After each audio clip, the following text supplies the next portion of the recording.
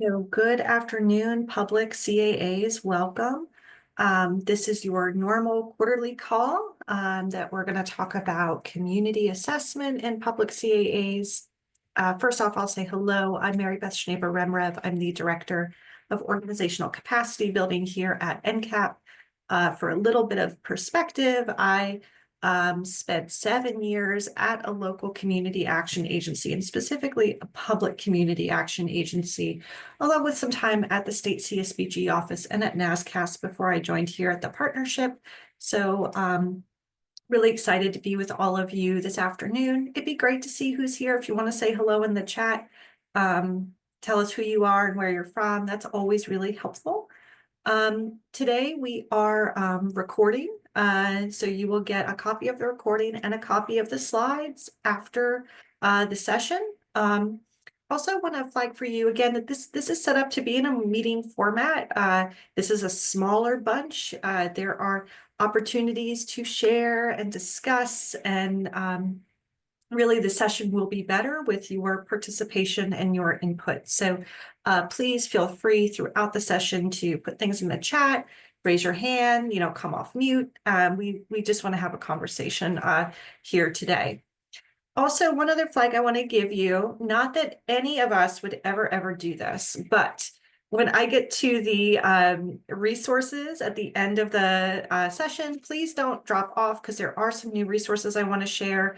And I have a little placeholder for us to talk about annual convention as well. So please don't drop off right when you see tools and resources. So, okay.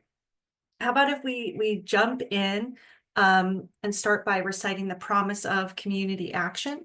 The promise reads that community action changes people's lives, embodies the spirit of hope, improves communities, and makes America a better place to live. We care about the entire community, and we are dedicated to helping people help themselves and each other. And public or private CAA, we are all united by this promise that really drives the work that we do. And to do the work that we do, friends, we have to do a community assessment. And so I am very curious what folks on the call feel about community assessment. So I have launched a little poll, and essentially what I want to know is what part of the community assessment do you most enjoy? I know some of you are planners, so planning folks might say, I like developing the plan. Some folks really like gathering data. Some wonks really like analyzing the data. Some people really like to develop that final report or to disseminate it. A couple of you out there I know are going, none of this. I do not enjoy community assessment. I have some really good friends in this network who say, I would do anything other than the community assessment. Full disclosure, I am not one of those humans. I love community assessment. So, yep. And then a couple of you are going to say, I've actually never done one, so I don't know yet. So it looks like most folks have voted. Give it one more second. Any final remaining thoughts here? Okay, and I'll end the poll and I'll show you all the results. And actually, the majority of folks here have never done a community assessment before. So this might be kind of good high-level information for you. And then, two of you said that you enjoy analyzing the data, which I feel I love the data as well. So cool. Thanks, guys, for participating in that.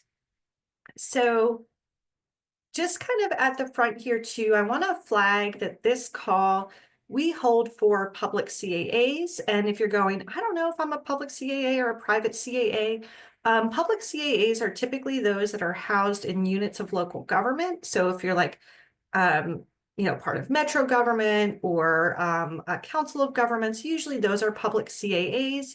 And essentially what the difference is that the local government is ultimately responsible for the CAA, as opposed to a private nonprofit CAA, which is usually a 501c3, and the board is the one who is responsible for the community action agency. So that is the distinction.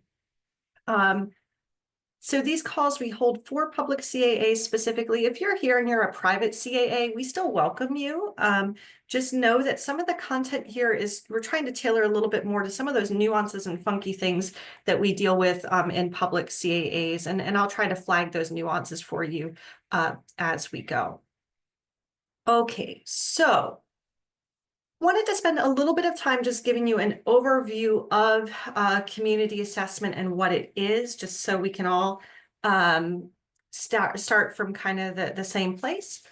So community assessment is really a process where you are trying to get a profile of your local community and understand their needs and their resources. And ultimately, you're doing this to inform planning that you're going to do. So you're trying to understand kind of what are the state of things to help inform good decision making later on down the line. So when you do a community assessment, what you end up with is hopefully a nice description of the specific conditions within your community and the causes and conditions of poverty within the community. And you're looking at both what do people need as well as what resources exist within that community. So it's not just all, what are all of the gaps, but also what are all the really good things that are happening here? What resources are already being deployed in this community so that you can be sure when you're planning that you're not duplicating efforts, right? The community assessment too is really a wonderful opportunity for broad engagement with your community. And it specifically engages the voice of people with low income and the voice of people with lived experience. And you're really leveraging that experience to help inform the actions that you're going to take as a community action agency. This idea really has been with community action since the get-go, that we are believers in this idea that those who are closest to the problem are closest to the solution, and that, we have an obligation to listen to, not just listen to, but to create space for leadership by people with lived experience as well. That this idea of maximum feasible participation, or that also that the people that we often serve or assist are not just the recipients of outcomes, but can be the creators of outcomes, okay? So when you're doing your community assessment, you're trying to get that specific voice from the local level.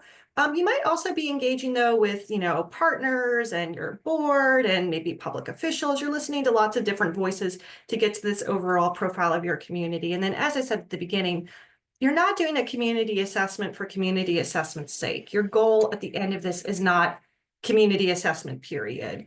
It's community assessment in order to inform decision making that your agency is going to do. Specifically in community action, one of the ways you have to use your community assessment is to inform your community action plan. That actually comes from the CSBG Act itself. So community assessments are a required part of our model.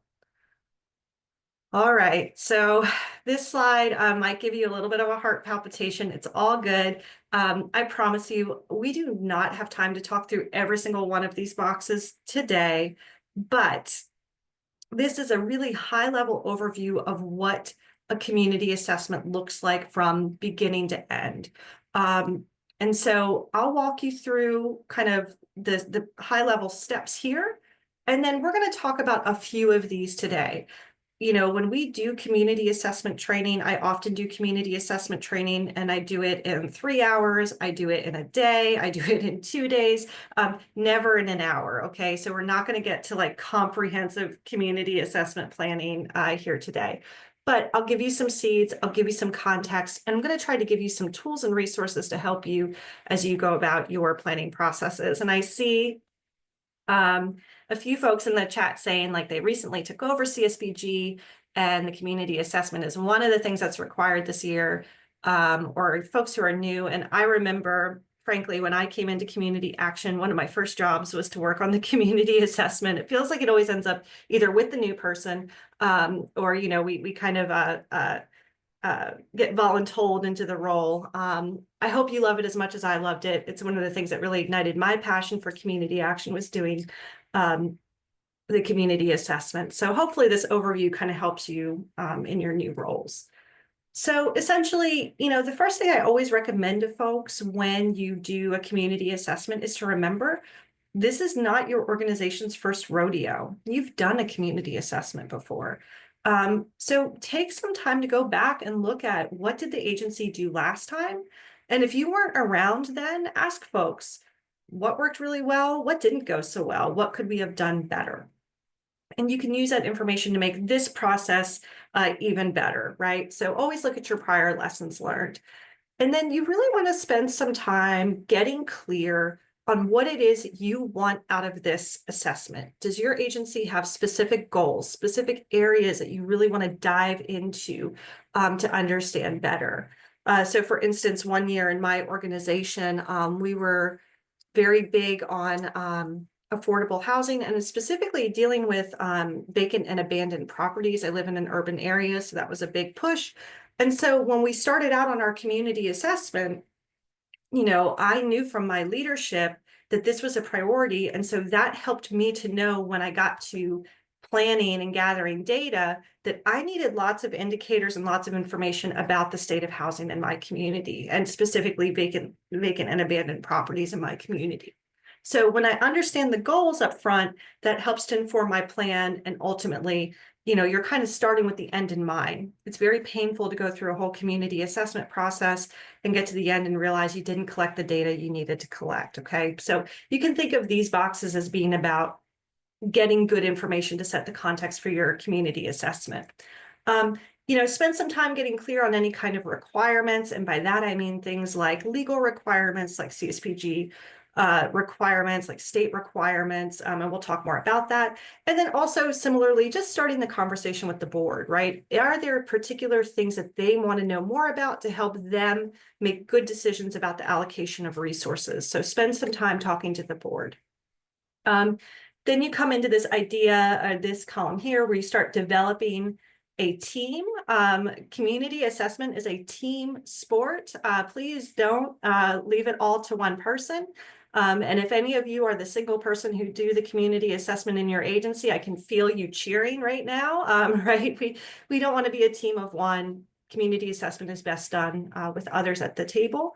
Make sure you make a good plan. You're going to gather some quantitative data or data that involves numbers. You're going to gather some qualitative data or data that involves letters or words. And then you're going to spend some time analyzing that data to figure out what does that mean. And then hopefully once you've done that analysis, you're going to do some prioritization and gaining consensus of which of these needs are most important. From there, you'll develop a report, you'll get board approval, you'll disseminate that report to the community. And then I would recommend that you spend some time documenting the lessons you learned. This box here and the first one correlate with each other, right? Take some time to write down how did things go? What do you wish you would have done differently so that, future you 3 years from now or somebody who's in your role 3 years from now will have the benefit of what you learned. And then, community assessments don't have to be static, right? It's not like we do a community assessment and then our communities just stay the way they are for 3 years, right? So think about how you might use and update the assessment over time. So if you're looking at this kind of high level overview and going, okay, so there's some pink boxes on here. What's that about? The pink boxes are the ones that I'm going to spend a little bit of time talking about and putting some context around for public CAAs specifically, okay? Because some of these things are a little bit different in a public CAA. So that's going to be where we're going to focus. I would love to invite folks to, as I'm diving in here, if you have a specific question about the community assessment for me or for your peers on the call here, please put that in the chat. If you don't feel comfortable asking everybody, again, it's a small group, I promise we're all friends, but if you don't feel comfortable with that, you can send it directly to me and I'll post the question out broadly for all of us, okay? Anything coming up for folks so far? Thoughts or reactions to the overall process and what it's looking like? I don't see anybody coming off of mute. I don't see anything in the chat. Friends, stop me at any time, okay? Oops, uh-oh. Oop, oop, oop. There we go. So as I was saying, whenever you start your community assessment, you want to start by understanding what is it that we want to get out of this assessment? What is it that we want to know when we're all done with this? And if you're going, I'm not really sure what we want to know, there's a few places you can look to help you get that information. Think about key priorities for your organization. A really good place to look is your strategic plan. Your strategic plan might have kind of focus areas for your organization. So maybe you're really leaning in on childcare, maybe you're really leaning in on housing, senior services, whatever that may be. So go to your strategic plan and look to see what's there. The other thing, public CAA is something that you should consider is your broader administration, right? So every administration might have its own goals and priorities. Like I just mentioned, when one year when we were doing the assessment, the administration was very big on vacant and abandoned properties because it was a major issue in our community. And so when I set out to do my community assessment, I knew that was a priority of my mayor and of the city council. And so we leaned in hard on that on our assessment. So take some time to figure out what does this administration care about and where should we be focusing so we can align with those priorities. Also your board, right? Your board might have some specific input there too. But you can also look for, questions from stakeholders. Maybe there's public officials who are very interested in a certain area or a partner that's very interested. Those emerging issues and trends that we're all seeing, I know a big one that I've been hearing about is the aging of our population and kind of like what level of services do we have for our aging population, that kind of stuff. And also, sometimes in a community assessment, you want to actually get information to help you with prior program evaluation. So an example that I frequently share is one year we got to the end of a program, got to the end of the program, and when we looked at who achieved outcomes, we noticed a difference and who achieved outcomes. Men were more likely to achieve outcomes than women were in the same program. And we wondered, well, what's that about, right? Like, is there something with our program design that we need to address? And so because we knew that we had that question when we did our focus groups as part of our community assessment, we built in a question about kind of, what barriers did you experience to achieving your outcomes, and or why do you think this is, right? And you all will not be shocked to hear, part of what we uncovered by doing that was that we learned that, we had a lot of single moms who had additional childcare barriers. And it wasn't just like cost of childcare. In some cases, it was like, access to childcare or, the location of childcare. And so we were able then to use that data to help improve our programs for the next year.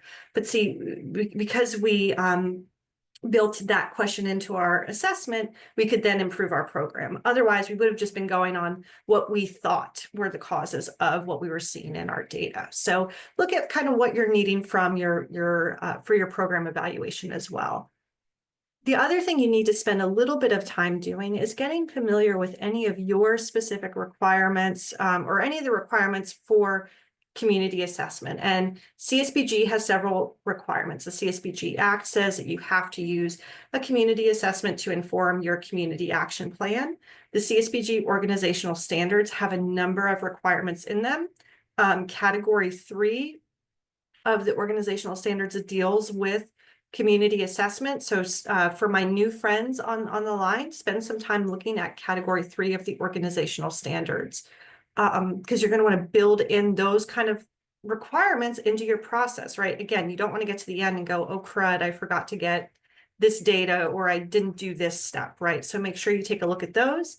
Also, because CSBG, the Community Services Block Grant, is a block grant, states have different rules and requirements. So make sure that you're looking to your state for guidance about format, about any requirements, any kinds of things that you must do in your community assessment. And I can't tell you all of those things because they differ state to state. So make sure that you're looking for your state guidance as well. One of the things that you can do when you do a community assessment too is you don't have to do just a CSBG community assessment And then, if you have HUD, do a separate HUD assessment or a Head Start assessment. You could do these assessments at the same time. If you're going to do that, though, make sure that you're accounting for every funding source's individual requirements. So one year we did a joint HUD CSBG assessment, and it impacted the questions that we asked. It impacted the data that we gathered. And I think it was a really successful assessment. I'll tell you that. But we had to spend some time getting clear on who needed what. And then one other point I wanted to make here, public CAA friends, is that your specific local government may have requirements for, how you interact with constituents, right? They might want you to use a particular type of software or do a specific kind of notification, or there might be specific requirements about how the assessment might ultimately be approved, right? So make sure that you're figuring out if there are going to be any requirements that you have to go through on the front end so that you can build those into your plan. If anyone has bumped into any kind of specific local government requirements, would love to hear them. You can put them in the chat. You can raise your hand. I didn't have a specific requirement for my community assessment, but the requirement I did have was that my community action plan had to be approved by the county attorney. And so I needed to build in enough time essentially for my community assessment to be done, that I could use it for my community action plan, and then leave enough time for that community action plan to make its way through the county attorney's office. That took time, right? And if I hadn't have known that, I could have gotten myself into a real pickle with, not accounting for the time it would need to kind of circulate at the county attorney's office. So if folks have bumped into other types of requirements like that, it might be good to flag so that your colleagues can go ask if we have any of those requirements in our specific local government. I don't see anybody jumping up and down to share just yet, but the chat is open as well. So the other big thing that you want to make sure that you're doing is engaging with your board early. So make sure that you are communicating with your board that you're going to be doing the assessment, what the need is, what the purpose is, get their buy-in on kind of the scope where you're going to focus. And then another point here is to ask the board how they want to be engaged in the community assessment. Frequently hear from public CAAs, CAAs in general, but specifically public CAAs, about a challenge with, my board isn't engaged. And one of the questions I always ask folks when they say, well, I'm having trouble with board engagement, is I say, well, what are you asking your board to do? And a lot of times we hear, oh, they're approving minutes, they're, approving by policies. But there's not a lot of active opportunity for true engagement in the programs. And most board members join the board because they have a passion for the work, right? So, engaging them on things that connect them to that work, help them to engage with the agency in a different way. I always say engagement begets engagement, right? When you ask folks to engage in a different way, they're more likely to engage. So your community assessment is a really nice engagement opportunity with your board, because your board could do things like help you get the word out in the community. Maybe some of your board members are involved in a local church that would be willing to host a community forum, and they would love to do that for you. Or they have access to public officials to do key informant interviews, or whatever that may be, right? So ask your board, how do they want to be involved? How can they support? The other thing I'll add to this is that the answer for today may not be the answer for tomorrow. So one year, my board really wanted to dig in. I had a whole committee. They wanted to look at the data with me. And that was fabulous. That's how that board wanted to be engaged.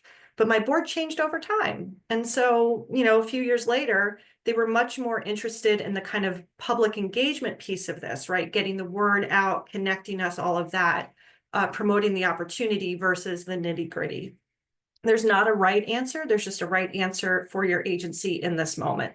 So ask your board how they would like to be engaged in the community assessment.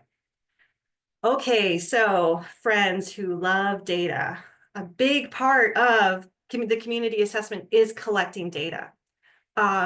And so from the outset, you want to do some planning for what are the data points that you're going to collect, right? Based on those questions that you want to answer, based on those priorities, what do you want to know? And so, you need to do some deciding about what kind of quantitative data you're going to need. Do you need, remember the org standards have some requirements about what you need to collect, data about poverty. You might also want to know things like education levels. You might want to know things like employment levels, kind of like US Census data types of points. Sometimes there might be some local data that you want to know. My local agency, we had a year where a couple of years where we were very big into kindergarten readiness.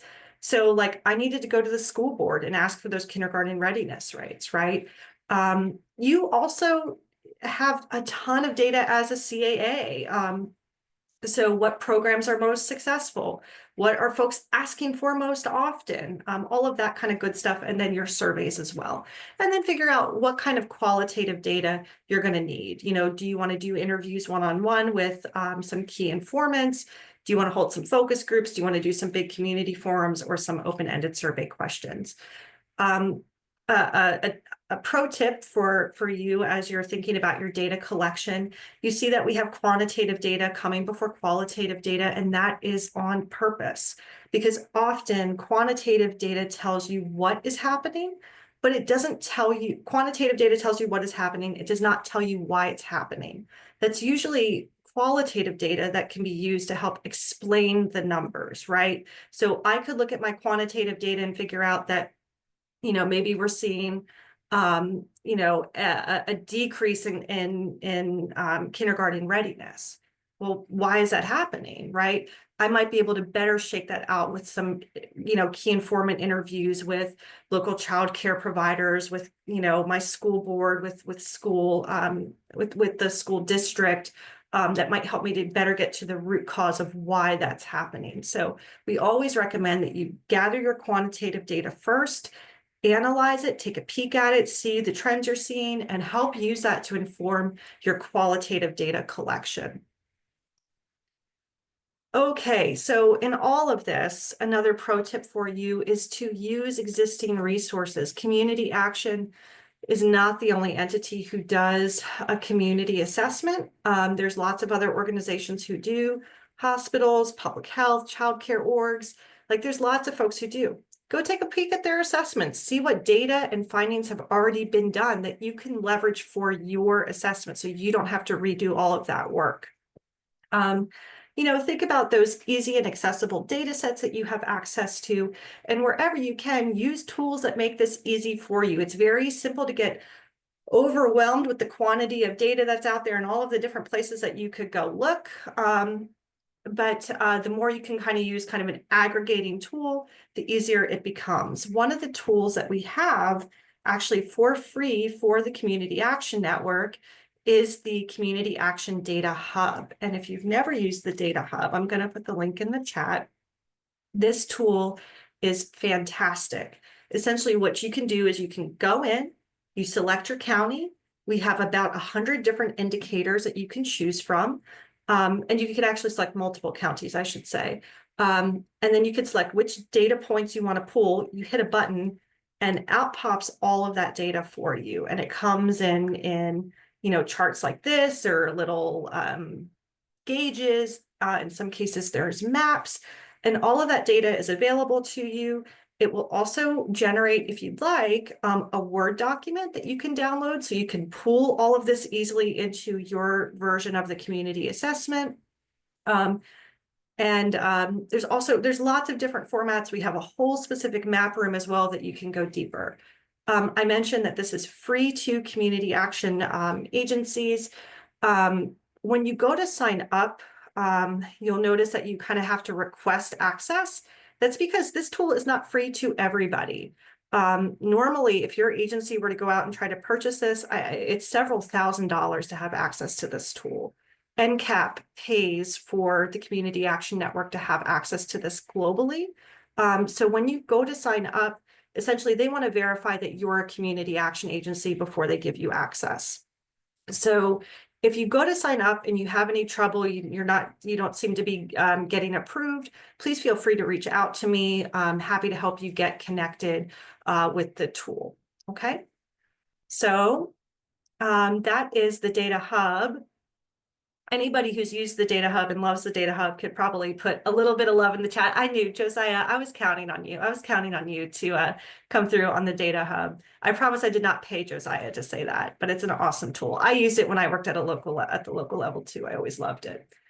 There are lots of other quantitative data tools that you can use. I mentioned at the beginning, friends, you're going to have access to all of these slides. So I'm not going to copy and paste all of these links in the chat, but lots of different places that you can go for different types of data sets. HUD has some fabulous data sets. The living wage calculator is great. We did a webinar series last year too with the United States Census and the American Fact Finder.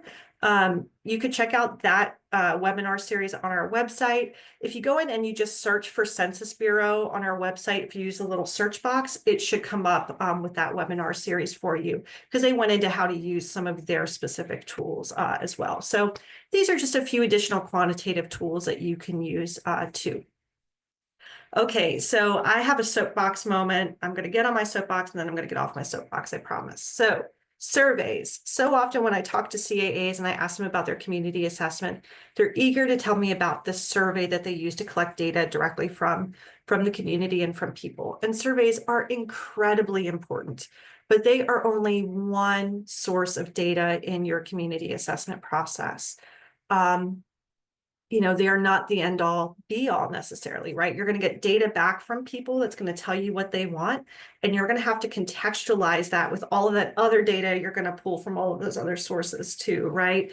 Folks might say that they really have a big need for a particular service, and when you do your community assessment, you might find that there's already a lot of resources for that need, which might tell you, gosh, do we have a problem with awareness of these services, or are these services getting to the populations who need them most, right? So surveys are important, but you're always going to have to contextualize the results within your broader community. The other thing is that how you craft your survey and deploy your survey are going to impact the results. So one year we decided that we wanted a big response to our community assessment. And we said, we're going to hand out our community assessment survey to everybody who shows up for LIHEAP, because LIHEAP was our biggest program. What do you think the top need was that came back? When I handed out my community assessment, energy assistance. Energy assistance. That's exactly right, right? So how I administered my survey totally impacted the results that I got. Also, the way that things are worded, the selections I get, if you're doing a multiple choice survey, people can only choose what you give them, right? So how you craft the survey will influence what you get at the end. So tip for you is to spend some time really thinking about how to administer the survey to get a good representative sample of your community and its needs. That might mean that you're doing this survey. Some agencies have a survey year round, right, that they collect from, or they do it a couple times a year to get data. So, you might do something like that, or you just contextualize your results, right? You go, gosh, we did our community assessment. It happened right after natural disaster. So we know that natural disaster needs showed up really high in this, right? And that will influence how you make a decision. Also, then use tools like, we have a couple of tools here that you can use on how to write good survey questions. Because if your survey question is leading, if it's double-barreled, again, it's going to impact your results. And one of the smallest things and easiest things that you can do, friends, when you do a survey, is hand it to somebody and ask them to read it and respond to it and give you feedback. It is so eye-opening, because you look at it and you know exactly what you mean, and then you put it in front of someone else and they go, I have no clue what this question means. Also, be thinking about reading level as you're working on your surveys as well. So these tools are really helpful. AI can be really helpful too. You could put your survey through AI, ask it to give you feedback, ask it to help you with the reading level if you need that kind of assistance as well. I was waiting to see if anybody was going to throw tomatoes at me for suggesting AI. I don't see any just yet. So wonderful. Cool. So when you get all that data, right, you're going to have to go through a process where you're going to prioritize those needs. And that process, as I mentioned, might look different depending on, the priorities of your administration, the priorities of your board, your strategic plan. But, you're going to look at all of these needs and you're going to go, gosh, I can't do all of that. And you are not expected to, right? So like, I know in my agency one year, we had a huge response about the need for health. There were a lot of folks who really wanted healthcare services. And my agency said, we are not healthcare experts. That is not our specialty. There's a whole public health department that we work with. And so we said, we're not going to prioritize that need, right? There are other resources that do that. We will share these results with the public health department, talk about how we can partner together, but this is not for us. It doesn't fit our model and our expertise, and that is okay. Just anytime that you're not going to prioritize one of those top needs, I really recommend that you document why, right? Is it because there's other resources, either within your agency or in the broader community? Is it because you don't have the expertise? Is it, because there's just other partners who are better players in that space that you would work with? Just take some time to really prioritize and document why you made the prioritization that you did. So then as you're coming to the end here, make sure that you think about those channels of approval that might be required. Again, I told you, in my case, I had to get it all the way through the director's office and then over to the county attorney before, well, that was my community action plan, but my community assessment was a piece of that. So, think about all of those channels of approval, though, that you might have to go through before it can even go to your board. And even though your boards are often advisory or administering boards, your board still has to review and accept that assessment and make sure you record that in your board minutes so that you can meet organizational standard 3.5. Anytime too that you can give folks a little bit of room to review the assessment beforehand, review the findings, the better and richer conversation you're going to have with your board. So take some time to figure out your channels for approval, how long they take, so that you are planned out well. Okay, and then just a few more points, and then I'll show you some tools and resources, and I have a couple questions for you guys. When you do your community assessment, it can be an incredible asset to your community. You've done a lot of work that other folks might want to leverage. So make sure that you're sharing out that assessment broadly into the community as well. So, I'd love to know some channels that you all use to disseminate your community assessment. You can raise your hand, you can put it in the chat. I think often we think about things like Facebook or LinkedIn or things like that. I've seen where some community action agencies have a forum or like a community meeting or kind of press release where they put the data out. That can be really great. We did ours one year, like kind of in conjunction with a like community engagement kind of community party where we were celebrating the outcomes of our clients. That was amazing. So lots of different ways that you can get the information out there. And then just, as you do that too, take some time to consider anybody who gave you specific input into the plan or into your community assessment. Make sure you close the loop with them. Send them a copy of the assessment to show them how the data was used. And show them ultimately what happened with it. Because it can feel a little bit like, if I'm always giving a response and I never see how it's used, then I think it hasn't gone anywhere and I'm less likely to engage with you over time, right? I'm never filling out another Kroger survey, let me tell you, because I'm not convinced that Kroger is listening when I fill out my little customer satisfaction survey at the end. I've never seen what they do with it, right?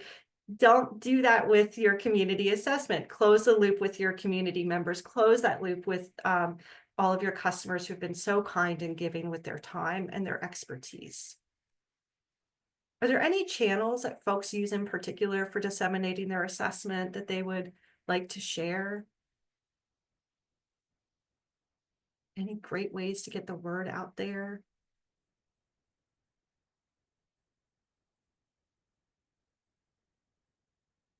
I know a number of you have not done one of these before. I remember the first time that I saw our community assessment used by another entity, like in their grant application. Like I felt like, yes, I've made it. We've made it. Like we've done a great job. Because that means that other folks know and use our data, and that's an incredible resource. Kim, I see you saw you said the continuum of care. That's a fabulous way to release your community assessment, and an entity that can really use that data as well. So love that. Thank you. So I do have a few just closing thoughts here. I said this at the beginning, but again, community assessment is a really unique opportunity for your organization to engage with constituents and community members. Um, as public entities, I feel like we're always trying to demonstrate value to our constituents, why we're important. This is one of the ways that you can do that, right? It's not just, the government kind of closed up in the government offices, but really being out there, talking to constituents, wanting to learn what they need, and then using that to inform what the government does, right? And that is like really important. I just talked about that, your community assessment is a really great asset, not just to you, but to the broader community as well, to help inform grant writing, resource prioritization. In some cases, even policy development can be informed by some of the work that you do in your assessment. And then I just want to say too that I know community assessment can be more complex for public CAAs in some cases, right? We have additional hoops we have to jump through. We have additional, maybe layers of approval or things we can and can't do, all of those pressures that we have. But there are some ways that it can be easier too, right? So I had access to so much more capacity in terms of like data analysis or tools, or there were doors that were open to me because I was part of the local government, right? That were just easier for me. So, when you're feeling really down about, oh, I have to go through all of these things, remember, there are some really good things that happen too for you by virtue of being a public CAA. And golly, leverage those. Make it easier everywhere that you can make them easier. So remember at the beginning, I said, please don't leave. Remember that? So please don't leave. And what questions, comments, and maybe even advice do you have about community assessment? Those of you who have done this a few times, we saw a number of folks have never done one before. Do you have any advice for your peers about what to do or not do in your community assessment? Do you have any questions? Anything you'd want to add?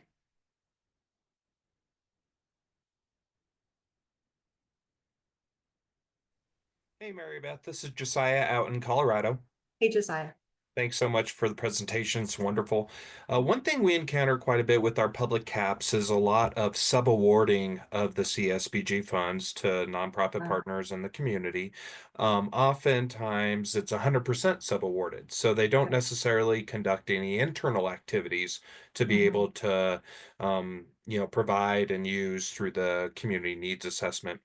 The piece I was specifically going to ask you all and our fellow attendees at the webinar is about customer satisfaction data and how that is best done when you entirely subaward out the activities. Thanks. Ooh, customer satisfaction data. So does anybody on the call subgrade out, be willing to share how you handle that? This is Gina in Illinois. I do it. I keep some of the money and I subgrant some of the money. And my subgrantees have to tell me what their customer satisfaction is.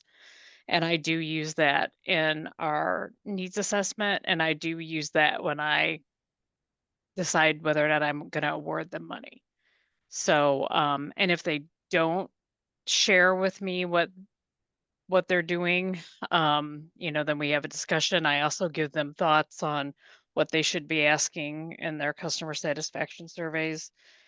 And when I attend the national conference, I'm always attending anything NCAP does on surveying, and I've gotten some good tips from I think Mary Beth.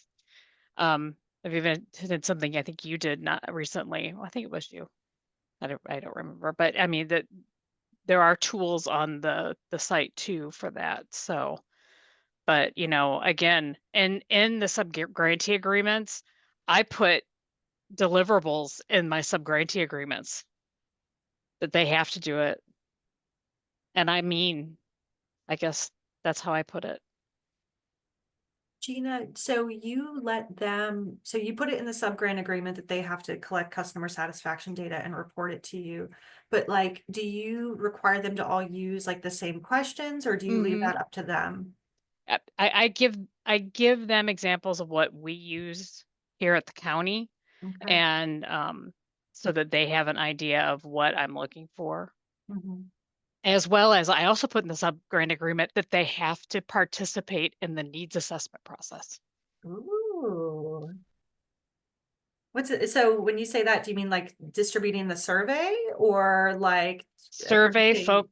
Yeah. focus groups, and actually, they have to give all their clients at the time the survey, but I actually prefer them to participate in focus groups because honestly, focus groups you get so much better information out of clients than a survey. Because in Illinois, uh, we have a mandated survey we use in Illinois, um, that's onerous. Um, so the focus group is really a better tool to talk to clients. So, That's a great point, Gina.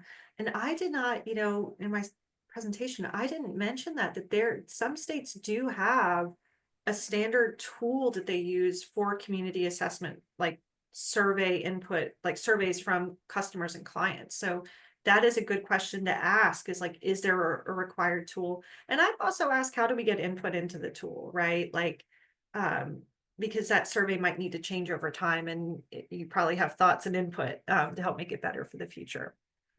So I see Amber has a really good question. How do you build a team? Who should be on your team? Anyone have any thoughts or advice about your community assessment team?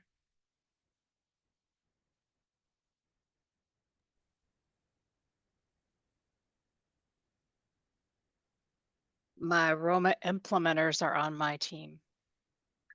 Ah, Roma. Yep, you always want a Roma. If you can get the Roma person, they're great to be on your team.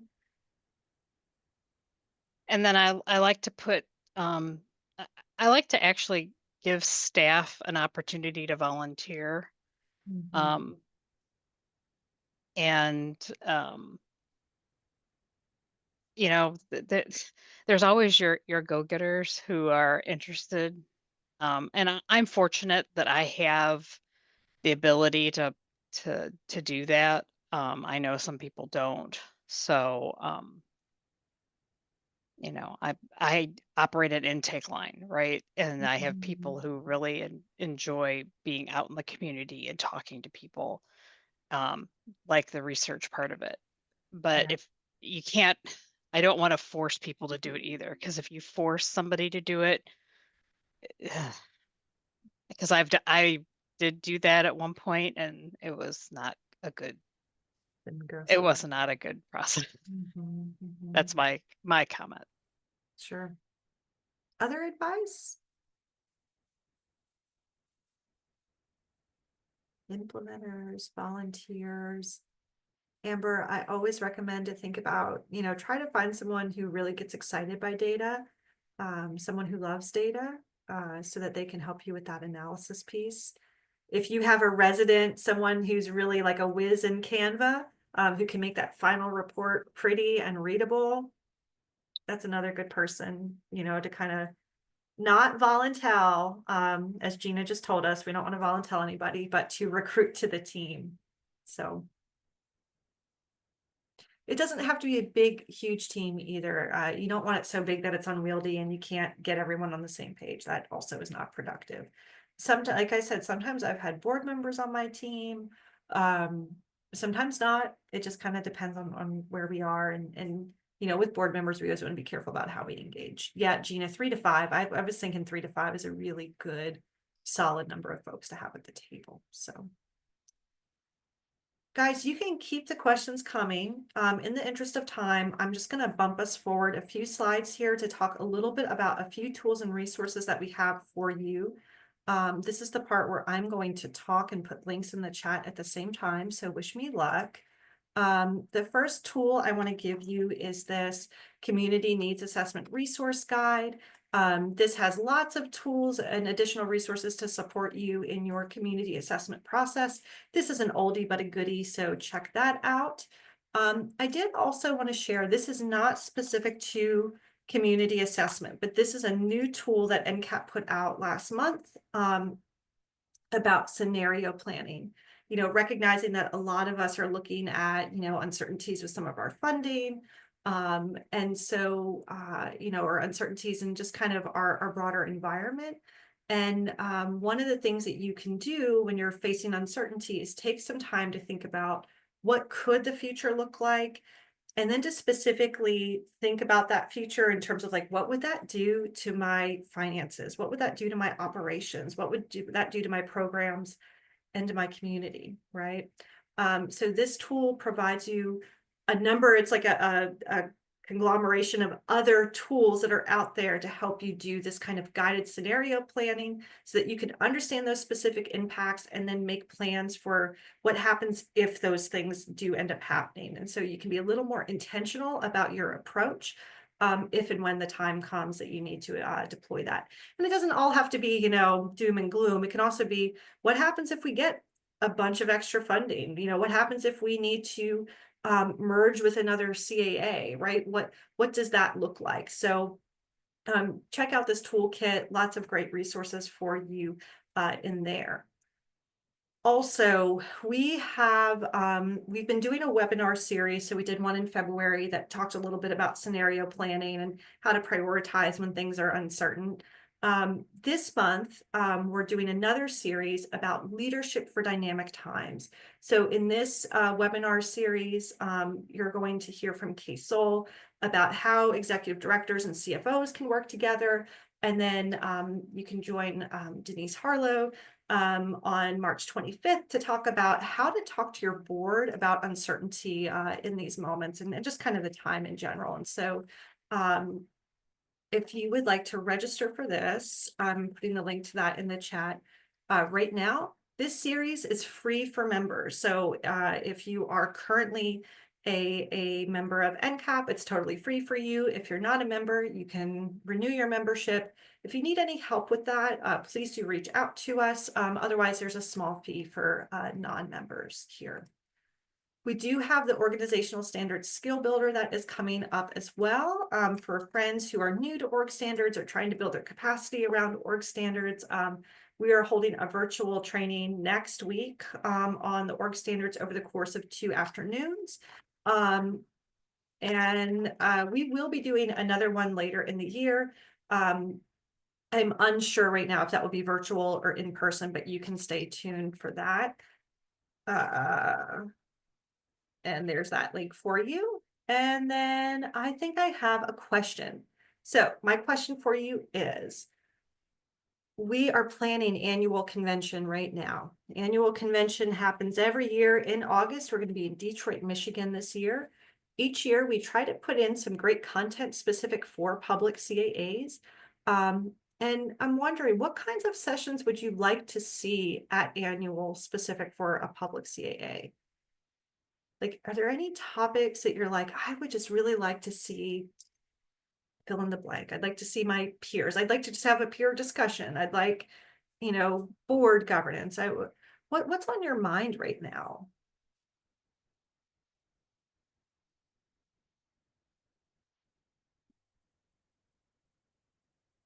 Maybe I should have asked the question and then gone through my resources to give you time to think about it, right? That might have been smart.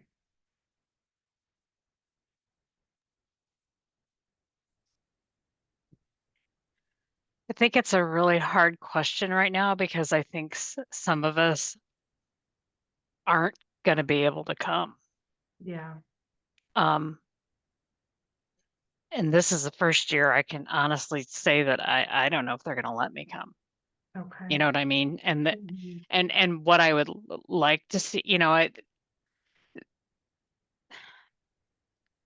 content wise, I think it's more of, you know, what what are governments doing that are innovative to serve Mhm. our constituents? Mhm. What are the innovative programs that other states are doing? I know what Illinois is doing. I don't know what necessarily Iowa's doing or Indiana, Mhm. what are these other Mhm. states doing um with money, with the money. But that isn't going to draw a red flag right now, Sure, sure, sure. you Right. know. So, Um mhm. so because Okay. it's things like that interest me because I feel we get stuck in a rut. Mhm. Gina, I think you're right. I think a lot of times when we talk about public CAAs, we talk about a lot of regulative stuff. It's a lot of, what do you do with your board? How do you do a strategic plan? Or not even regulative, but kind of the capacity stuff and less about the practice. So that's a really good point and something that we could consider for annual. And the other thing too is that we have these calls quarterly. Try to keep them relevant to you. If there are topics you want to see in these quarterly calls, please reach out. Tell me what you're hoping to see out of the time together here. So just taking a peek at time, I want to move us forward. If you have thoughts, questions, you want to talk more about annual or this series that we do here, please reach out to me. I'm always available. Shoot me an email. I do my best to be responsive. That brings me to, we do have another call coming up. May 6th is our date for our next call. And this is going to be a more open-ended call. We've tried to kind of keep these more topical lately, but we'd like to have some time for you to just chat with Denise Harlow, kind of hear from her, hear, what's pressing from the national perspective, and then give you all an opportunity to speak right to NCAP leadership about what you need, and talk with each other. Really, that's part of the purpose of this time together, is for us to talk with one another. So this is now open for registration. And I'm going to put that in the chat for you right here. I hope that's the right link. I think it is. And so we hope that you will join us next month, or not next month. Oh my goodness, in a few months to chat with Denise and kind of hear what's going on broadly in the network and spend some time with her as well. So that's what I have. Thanks guys for sticking around. I hope that this was useful. We will post a recording and slides in the next couple days. I'll email you with that information. With that, are there any final questions, thoughts, comments? I see hands clapping. I love it. Thank you. Thank you. Thank you so much. Yeah, thank you. Okay, friends. Well, then with that, we'll say thanks. Have a great afternoon. Take care of yourselves. Please reach out anything you need, okay? Appreciate all of you.